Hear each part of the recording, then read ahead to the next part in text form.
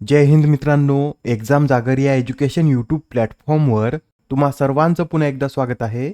मित्रांनो, या आधीच्या सत्रामध्ये तुमच्यासाठीचा प्रश्न होता, मेक्सिकोच्या पहिल्या महिला राष्ट्राध्यक्ष कोण बनले आहेत?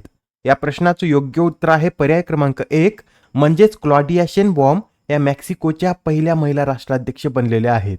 त्यांनी याआधी मेक्सिको सिटीचे महापौर म्हणून देखील कार्य केलं होतं व त्या एक हवामान शास्त्रज्ञ असून त्यांनी UN हवामान शास्त्रज्ञांच्या पॅनलमध्ये देखील कार्य केलेलं आहे.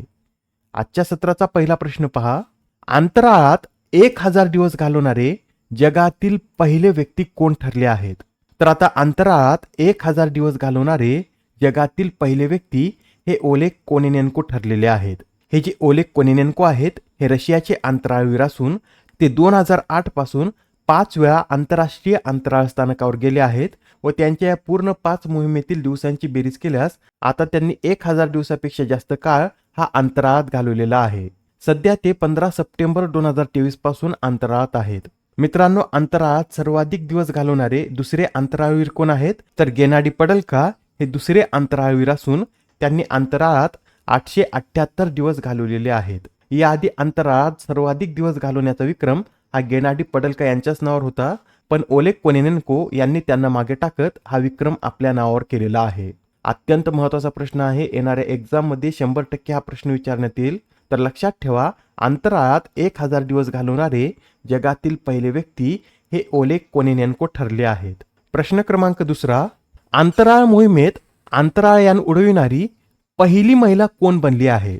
मित्रांनो, आता अंतराळ मोहिमेअंतर्गत अंतराळयान उडविणारी पहिली महिला ही सुनीता विल्यम्स बनलेली आहे.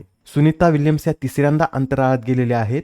याआधी 2006 व 2012 मध्ये सुद्धा त्या अंतराळात गेल्या होत्या आणि आता तिसऱ्यांदा अंतराळात जात त्यांनी विक्रम केलेला आहे.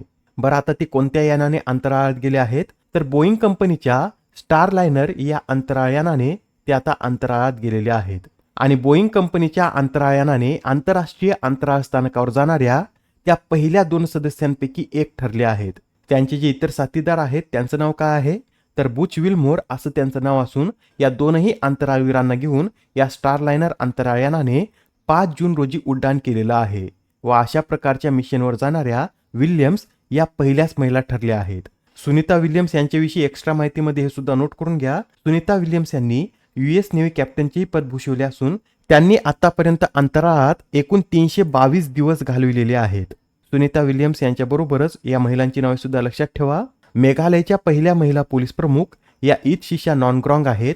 अलीगड मुस्लिम विद्यापीठाच्या पहिल्या महिला कुलगुरू प्रोफेसर नैमा खातून, ब्रिटनच्या भारतातील पहिल्या महिला उच्चायुक्त लिंडी कॅमेरून, ऑलिम्पिकमध्ये ज्युरी सदस्य बनणारी पहिली भारतीय महिला Bilkis Mir, democratic republic of काँगोच्या पहिल्या महिला पंतप्रधान जुडिथ सुमिनवा तुलुका, BSFच्या पहिल्या महिला स्नायपर सुमन कुमारी, पाकिस्तानातील पहिली महिला मुख्यमंत्री मरियम नवाज, पीच क्युरेटर बनणाऱ्या भारताच्या पहिल्या महिला जसिंता कल्याण, उत्तराखंड उच्च न्यायालयाच्या पहिल्या महिला मुख्य न्यायाधीश रितू बहारी, महाराष्ट्राच्या पहिल्या महिला पोलीस महासंचालक रश्मी शुक्ला, नासाचे मार्स रोव्हर चालवणारी पहिली भारतीय महिला अक्षता कृष्णमूर्ती व भारतीय नौदलाच्या युद्धनौकेचे नेतृत्व करणाऱ्या पहिल्या महिला या कमांडर P देवस्थळी ठरल्या आहेत.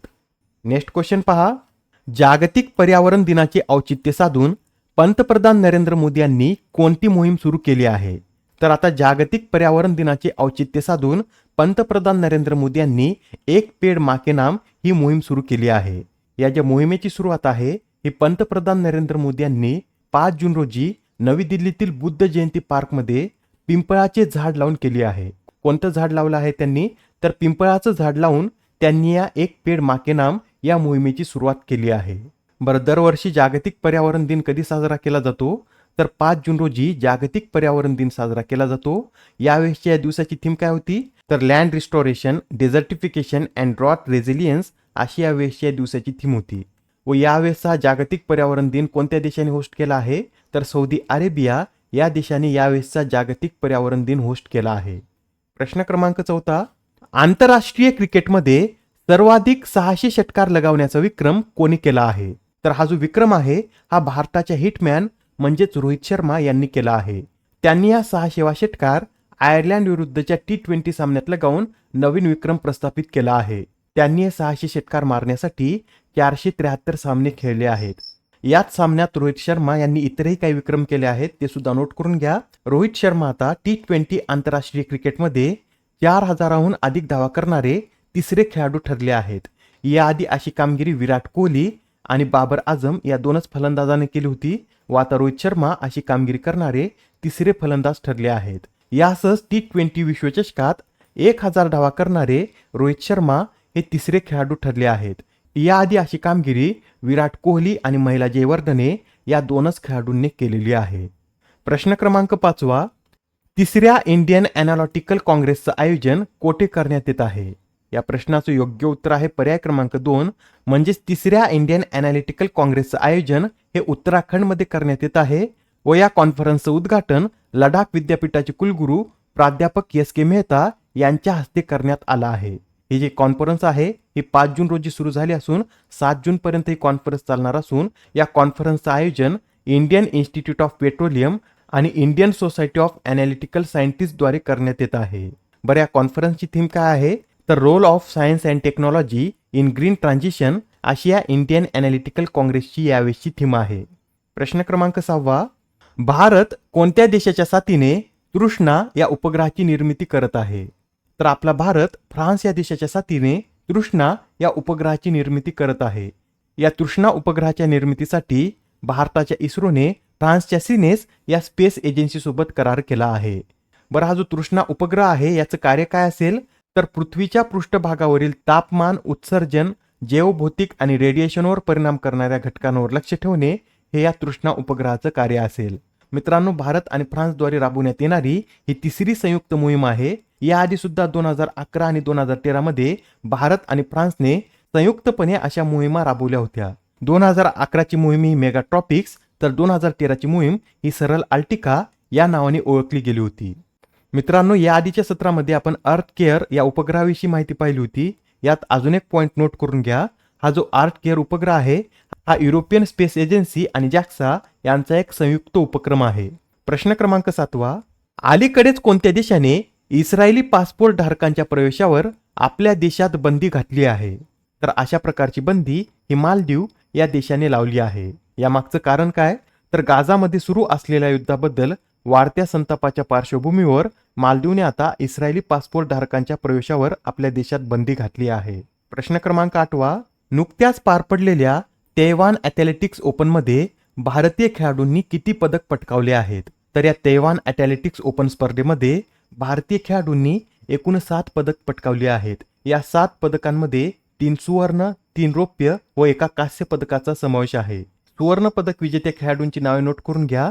DP मनू यांनी भालाफेक स्पर्धेत सुवर्ण पदक पटकावलं आहे.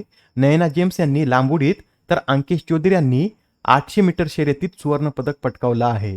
ही जी तैवान ॲथलेटिक्स ओपन स्पर्धा होती याचं आयोजन कोणत्या शहरात करण्यात आलं होतं तर तैवानची राजधानी तेपेई या शहरामध्ये या स्पर्धेचं आयोजन करण्यात आलं होतं. आजच्या सत्रामधील शेवटचा प्रश्न पहा. दरवर्षी जागतिक अन्न सुरक्षा दिन कधी साजरा केला जातो? तर हा जो जागतिक अन्न सुरक्षा दिन आहे हा दरवर्षी 7 जून रोजी साजरा केला जातो आणि हा दिवस प्रथम कधी साजरा करण्यात आला होता तर 2019 मध्ये हा दिवस पहिल्यांदा साजरा करण्यात आला होता.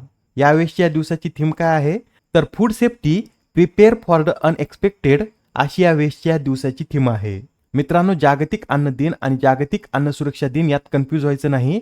जागतिक अन्न सुरक्षा दिन हा 7 जून तर जागतिक अन्न दिन हा 16 ऑक्टोबर रोजी साजरा केला जातो. आजच्या सत्रामधील तुमच्यासाठीचा प्रश्न पहा.